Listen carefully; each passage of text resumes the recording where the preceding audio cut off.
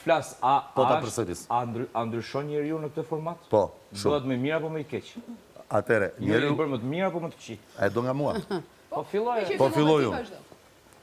Atëre, ti e di shumë mirë që njeriu lind me të mirën dhe të keqen brenda vetes dhe është në përzgjedhjen e tij, në qoftë se jeta në rrethanat që i jep, do e bëj atë që të ushqej të mirën dhe të shkoj drejt përmirësimit, apo të ushqej të keqen dhe të shkoj drejt përkeqësimit. Të boshtit të tij.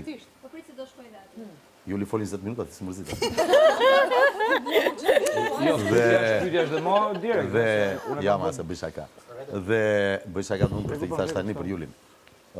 Për veten e kam thënë që ky është një format i cili në qoftë se dikur burrat, çunat shkonin në ushtri dhe pas 4 vjetësh ktheheshin burra dhe të aftë për të hyrë në shoqëri. Për mua të gjitha ata që pretendojmë të jemi VIP, do më thënë VIP-a dhe jo RIP-a, aty jashtë, për të dhe një shembull, duhet kalojnë patjetër nga ky format, sepse minimumi mua më ka mësuar vetë përmbajtjen, më ka mësuar të kontrolloj nervat deri diku, më ka mësuar të flas të nesërmen për shembull, po marr një shembull se kam në krah Eglin, mos them emër tjetër. Pra të mos marrë qëndrim me kokë. Urdhro? Mos marrë qëndrim me kokë. Jo, mos mbaj qëndrim për të mbajtur qëndrim. Siç e kemi ne zakonisht, domethënë dhe në ADN që nuk më foli dje dhe nuk i flas 10 vjet, se ndërkohë ai s'të ka parë fare, prandaj s'të foli. Po një jetë është ndryshe, se një jetë ti zgjedh mi folë mos mi folë, më ndryshosh rrugë, kurse këtu del përpara, është tjetër gjë.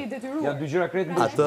Atë po të them, më mësoi ky format që kur të dal këtej, edhe në qoftë se komshiu më ka mërzit sepse duke parkuar makinën më ka thyer se atë fenerin, mund ta toleroj.